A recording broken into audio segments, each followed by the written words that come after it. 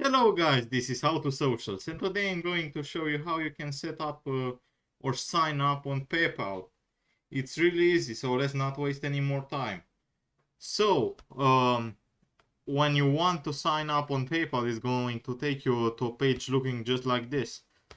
Once you're here, you have the option of a personal account with which you can shop online from millions of global sellers, send and receive payments globally, shop with confidence with buyer protection, or a business account, send and receive payments under business name, 24/7 online fraud monitoring and seller protection, no setup, monthly or hidden fees.